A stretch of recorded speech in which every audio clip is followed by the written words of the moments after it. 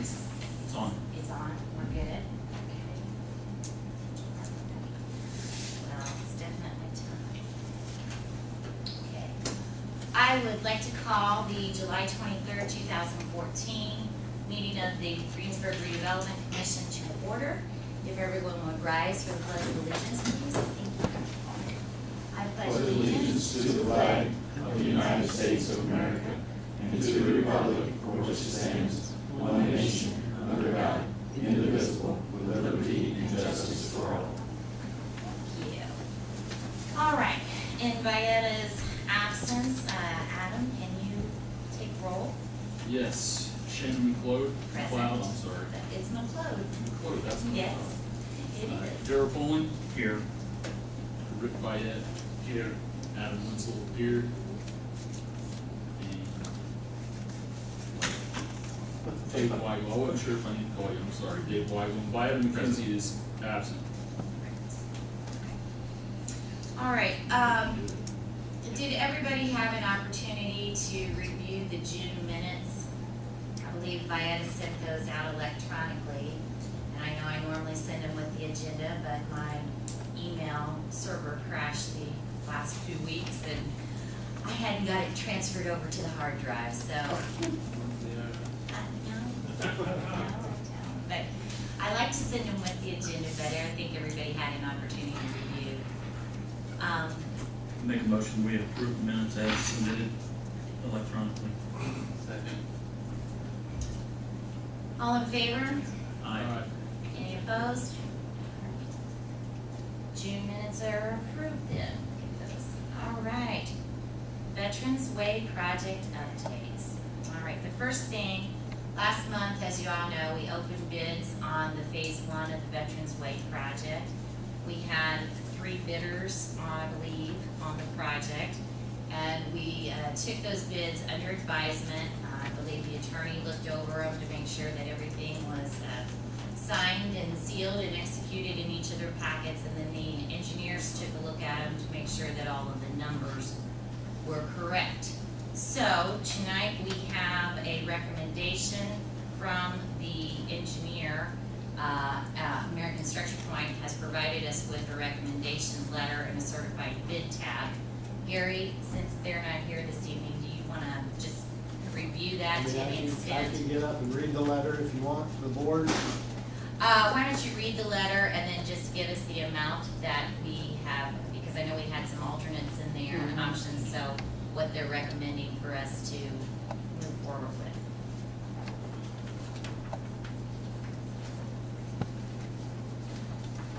The letter says, "Dear Mr. Murray, we have received the itemized proposals of all 3 bidders on the Veterans Way Road construction project. I have attached a bid tabulation form to this letter. We did not identify any mathematical errors on any of the submitted bids.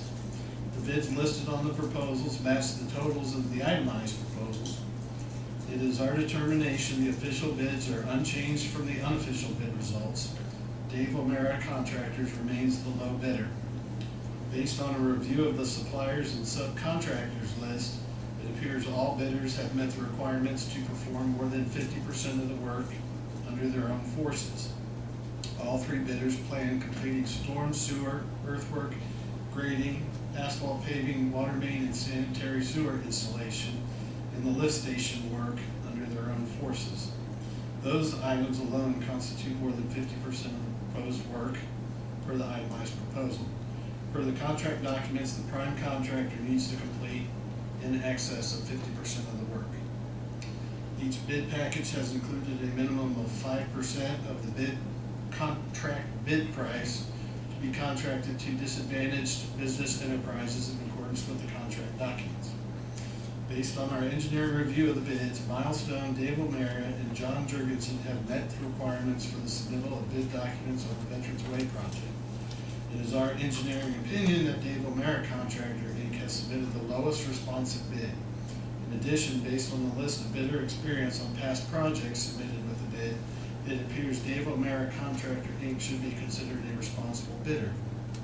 Because the bid totals are lower than the engineer's estimate, we feel that both optional bids should be included with the project. so long as land acquisition will not preclude the ability to complete the work within the areas of the optional bid work. Therefore, it is our engineering recommendation that the City of Greensburg Redevelopment should approve the bid of and award the project to Dave O'Meara Contractor Inc. for the contract amount of $5,179,407. The city attorney should still review the bid packages to ensure that the bid bond and Form 96 forms are sufficient for the city. If you wish, we can discuss our analysis of the bids further. Enclosed herein are the original bid packages for your review and information. I would recommend contracting for that amount for options 1 and 2 for the $5,179,407. However, you will be reimbursed. Options 1 and 2 were a water line project that was going to go through the area that the utility was looking at doing separately. And we tried to incorporate it in this, just so we didn't have contractors stepping over each other. And in one portion, it's where the water line runs right along where the multi-use path is. So we added it in knowing that we thought this would come in under bid, or what the estimate was, because we've always had engineers' estimates as we went along the way with that included. So I think it's roughly, those two options were somewhere around $460,000 that you will be reimbursed. So your total cost. Will be reimbursed by the utilities? By the utility. So your total construction cost that will come from your funds will be $4,748,170. Say it one more time. And that's- $4,748,170. And if you, the budget page that we provided, I think if you look down there under construction, it has that number right in here. Correct. Okay, all right. Well, I know that we've got some time frames that we would like to adhere to. I know that we'd like to get the first portion of that done, at least up to the Tree City Estates by November, by Thanksgiving. So that they have that, so that they won't have to use that temporary drive. So it is probably a good idea to get this awarded as soon as possible. But we still have got to close on the loan and go through, and then get all the easements recorded. So, I would assume that we could do a tentative award contingent upon completion of the financing and the recorded, right-of-way acquisition. Do you, any discussion on that? I mean, does that sound legitimate? No, I'm just kind of thinking out loud and then hoping. If we do the tentative award, then that means once the other two things would get in place, then we could sign a notice of award, and then that. You could give them a notice to proceed. Okay, and then that, they could get materials ordered and whatnot. Okay. Right now, they just want to talk to the subs that they picked to do the portion that they're not doing with their own forces and try to get them scheduled so they can get their manpower and everything in place. So they will not, as I talked to them today, they will not order any materials until they get a notice to proceed. To proceed, okay. All right, So there's no financial risk. right. Council, what's your opinion on what she's talking I about? have no problem, recommending to the board that you can do a tentative award, contingent upon receipt of acquisition of right of way and funding. Because I am not comfortable with awarding it without those two things in place. I agree. Additionally, I would say, you do have some time crunch here. I would recommend go ahead and doing it that way. You don't have to worry about running out of time or having to do a resubmission of bids or anything like that. Right. You have bids, they've been approved. I've reviewed my findings on. I think pending those two. I would agree with the engineer's recommendation. I know that, I mean, all three contractors that bid on the project are good qualified contractors, but I know that Dave O'Meara's done a lot of work in and around the area, and I've always heard good things, so, And they all had to be pre-qualified by Absolutely. NDOT, pre-certified by NDOT to do this type of work. That was in the bid documents, that's why we didn't get 100 bids from small contractors, those folks that work on NDOT roads all the time. So I guess that's, if there's any discussion about Dave O'Meara, any questions on the engineering side of that? No? They did an excellent job on your Lincoln Street project. I concur. Good deal, good deal.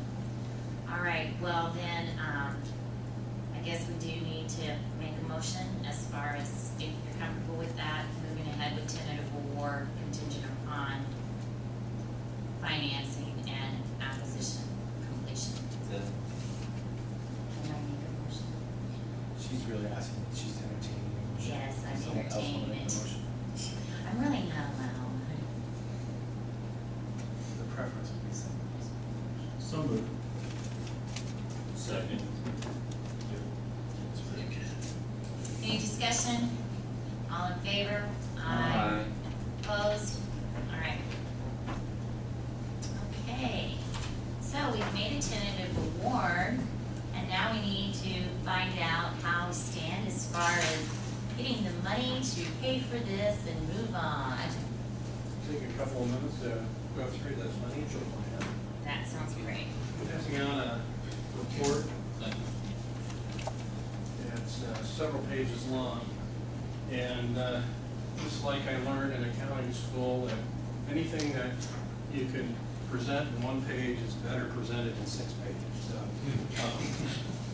So that's the reason for the length of the report. But basically what I want to go through is a presentation that discusses how comfortable you should be in terms of your financing position for this project.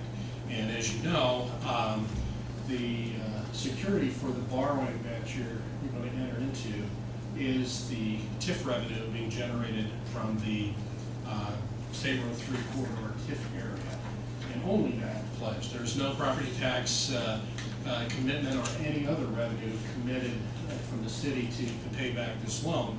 So TIF is a pretty important piece of the puzzle.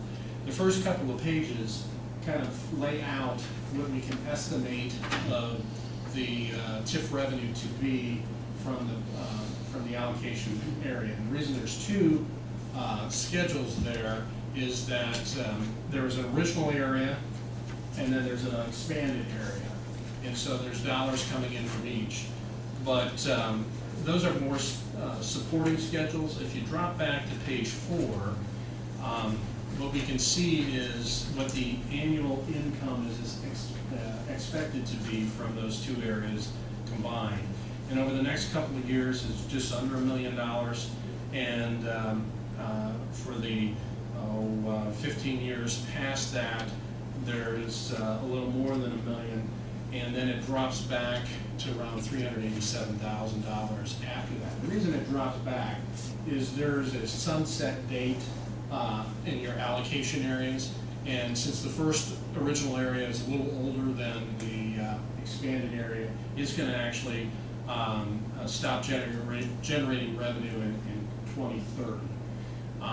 And the new area goes on past 2033 for another couple of years. So you've got, this is an idea of what your revenue stream will look like. And I want to talk about that revenue stream before I wrap things up, because there's some things that we should all be aware of. But the most important question is, how does that revenue stream match up with the amounts we paid back on the loan?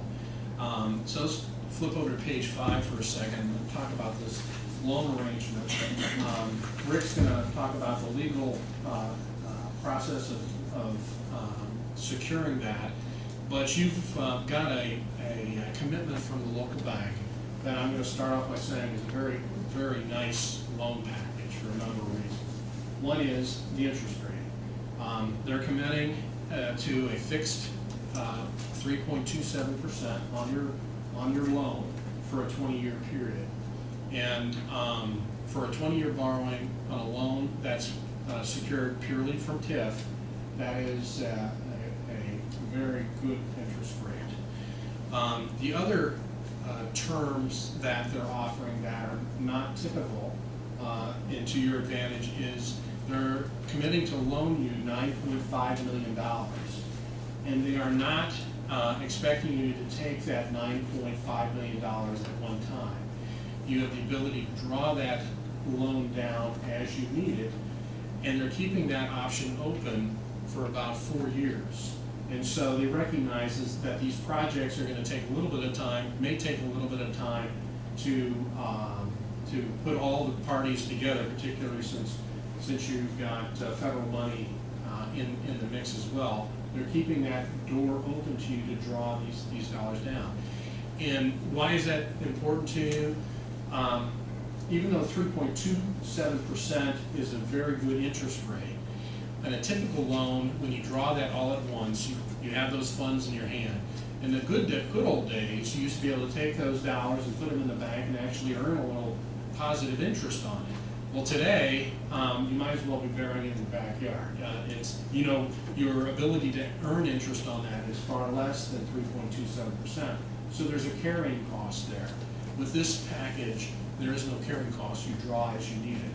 So that makes a substantial difference to you in terms of what you're actually going to have to pay in interest. I can't say it enough that this was a very, very nice package that you got from the local bank. On page 5 is a presentation of what that repayment would look like, but it is overstated because it assumes that the dollar's all drawn up front. So when you look at the interest payments in the first several payments where we're showing hundreds of thousands of dollars of interest payments, those are as if you took all the money at one time. So the monies that we are actually end up paying back will be less than this. But it shows how this will be paid back over the maximum amount of 20 years, assuming you take all $9.5 million. So the key question is, how does this payback compare to the money coming in? And we present that on page 6. The dollars coming in the door, the tax increment, are in the first column. Those dollars should look familiar to you. The dollars going out in the repayment of the loan are in the middle column there. And again, we believe those in the first few payments are actually more than what you're going to end up paying, since you won't draw all $9.5 million down. And the difference is your margin, which will be flowing through and staying in your allocation fund. And those are dollars that are available for other intended purposes of the TIF area. So you've got some margin there. And it can be used for those authorized purposes. And it's good to have that margin. So basically, you've got $1.40 for every dollar of bonds that you have to pay back. That 40 cents is important because I want to talk a little bit about TIF. TIF is the revenue that's generated from the tax rates that you're capturing on property that's developing, increasing value in your allocation area. Well, first of all, the amount of assessed value growing in that allocation area doesn't always have to go up. There are instances that things can go down. If a parcel is that has captured value is torn down or burned down or something of that nature, that loss in property values rolls through to you and could potentially lower your income. The amount of income you receive is not only driven by the assessed value that's captured, but the tax rates that are captured. And if anyone's watched what's happened in Indiana on tax rates over the last 10 years, you know that one thing you can count on is change. And And sometimes those changes result in lower tax rates into the effect. If that would be the outcome, then your TIF revenue could go down. And so there's some risk associated with what can happen with TIF. And that's why you have that margin that gives you that level of comfort, that you can sustain those sort of changes. And it goes to, again, why the deal that the bank is offering is such a nice deal in terms of they're willing to also acknowledge that risk and still offer you the terms that they're offering you. So I would conclude my comments by saying I think that you have adequate dollars coming into the TIF area to satisfy your repayment of this loan with a margin there that's a reasonable margin for the unforeseen events that we hope never materialize, but if they do, you're covered. That's the margin.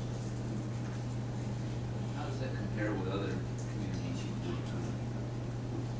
A lot of communities I work with don't have a bank willing to step up to the plate the way. Well, I mean, the 1.4, the tax increment coverage amount, I mean, that 1.4, is that standard or is that better than what you normally encounter? Well, Or is it less than what you normally encounter? on a pure TIF deal, you'd be hard pressed to find a lender that'd be willing to go that they would. A typical pure TIF deal would look for coverage levels in the 200+%. Just to, $2 for every dollar of debt is just to give them that extra comfort. So the fact that the bank is willing to, they believe enough in the community to take it at that level. I should say, in the terms of the agreement that they've committed to, you actually, their comfort level goes down to 125%.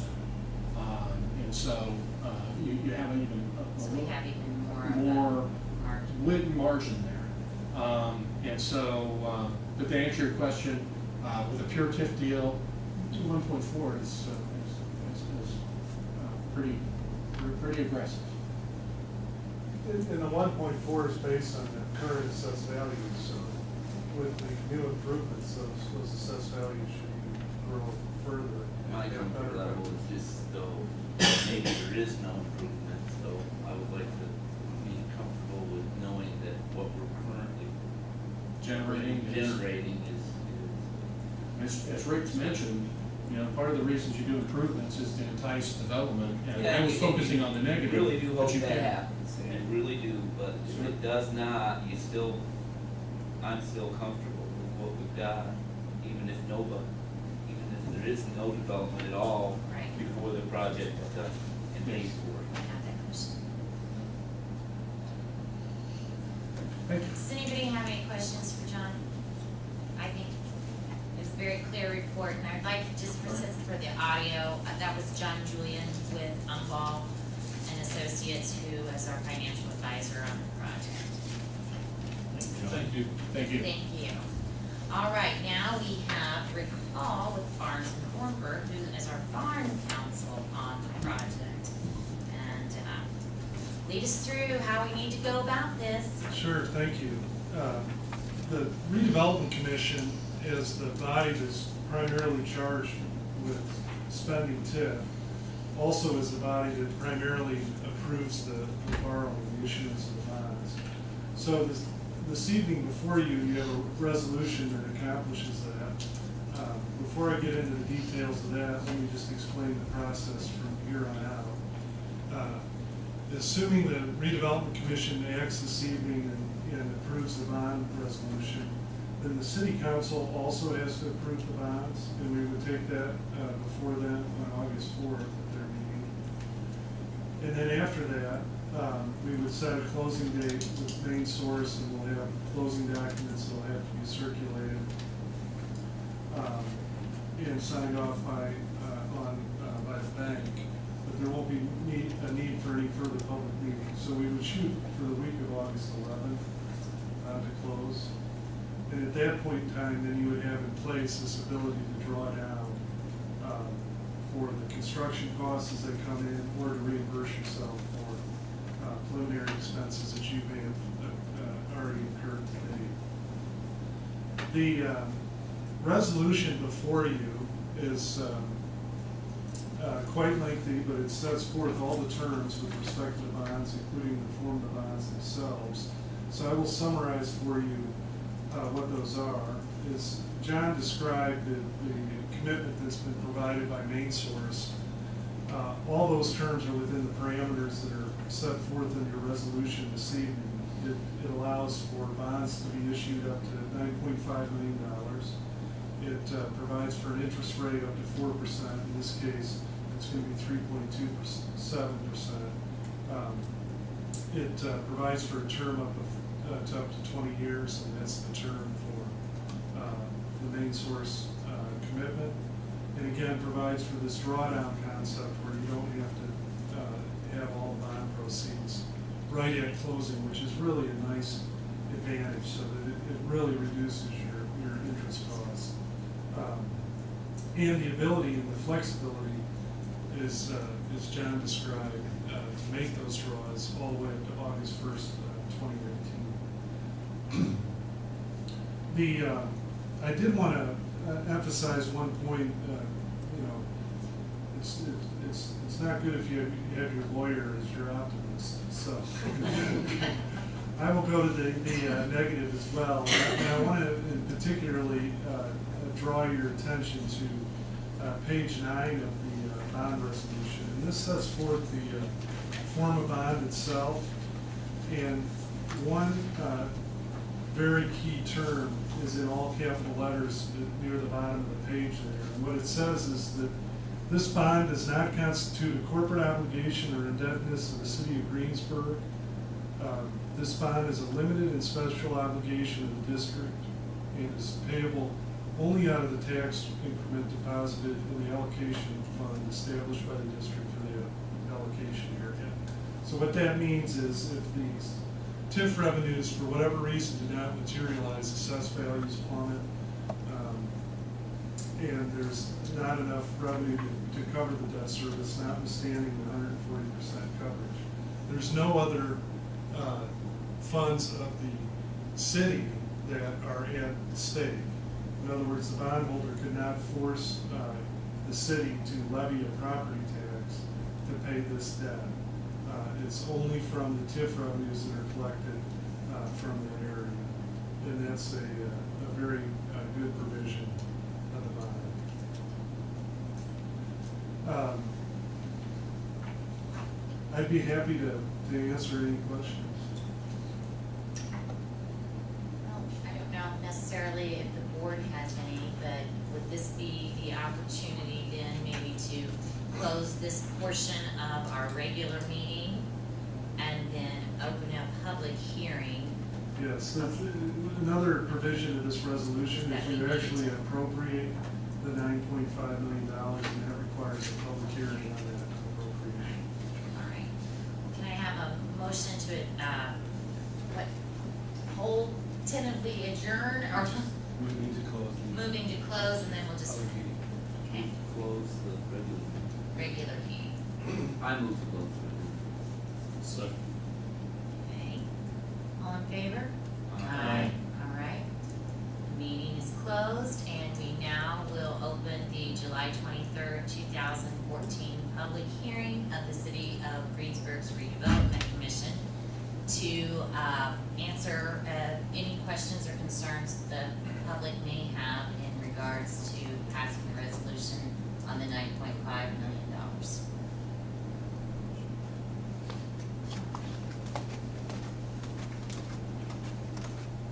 My name's Jean Jo Hanman, and I just want to make sure that I'm clear on a point. This is for phase 1, phase 2 only, It is. and phase 3. Well, actually, we've combined it in the NDOT application that we had submitted for the federal grant. We combined it, phase 2 and phase 3 together.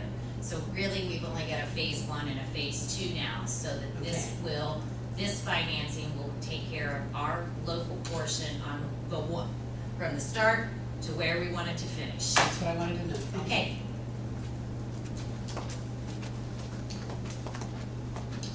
Any other questions?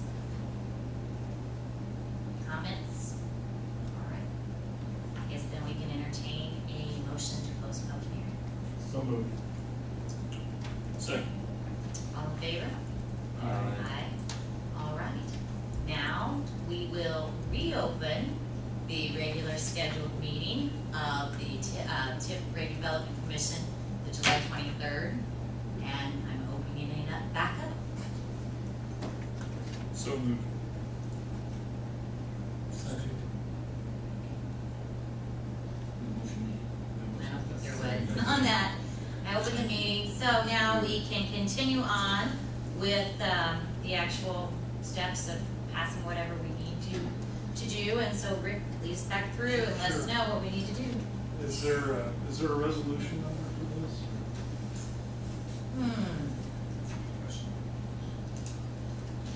Well, it would be our first, Ours because it's resolution. ours, Yeah. so this would be 14-1. 2014-1. Yeah, 2014-0. -0. Well, unless there's any questions from the redevelopment commission on the terms of the resolution, just entertain a motion to approve Right. resolution 2014-01. Second, Second. any discussion?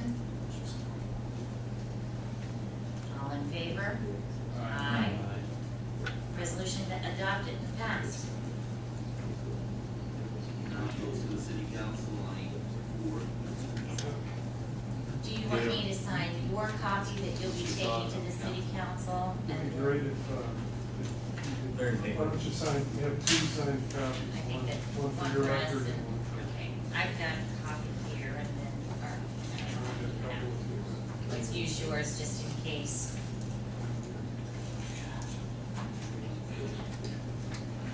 In reference to this going before the council on the 4th, it may be a good idea if either Shannon or Rick could come to that meeting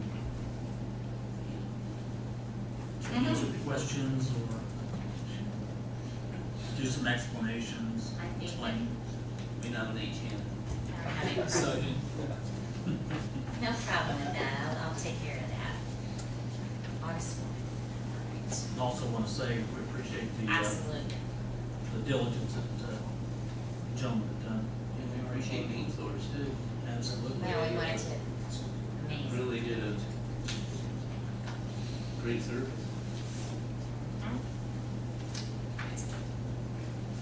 All right, let's get back to our agenda. We are then at item 5D, right-of-way acquisition update. I believe in our executive session, we discussed where our status on parcels 1 through 5. Good there, and 6, 7, we're good. 8, we need to authorize Chris to get what he needs done. I don't, so, all right. Good. I'm wrong. I make a motion to authorize Chris to finalize the contract and schedule closing on partial. We have a second. Second. Any discussion? So it's my understanding that the agreement has been made in principle.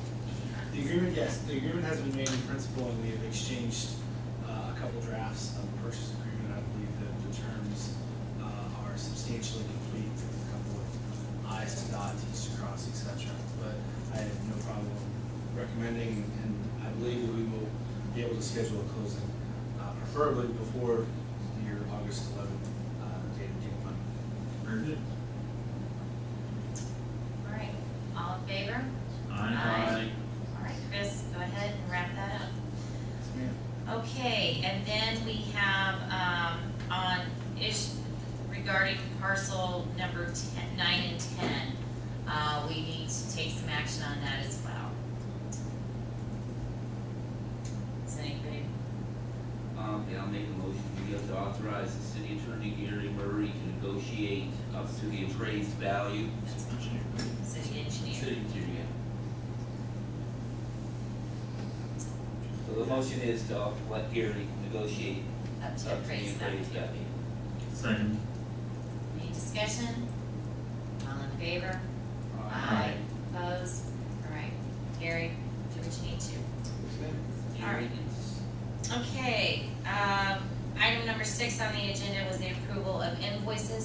haven't submitted this month. And since Bayette is not here to submit hers, I think what we'll do is we'll take care of that next month at next month's meeting. All right, and then our next scheduled meeting is on August 27th, 2014. Any issues with that anyone knows of at this point in time? Fourth Wednesday, so we should be good. All right, I'll entertain a motion to adjourn meeting. Yes. So moved. Second. All in favor? Aye. Okay,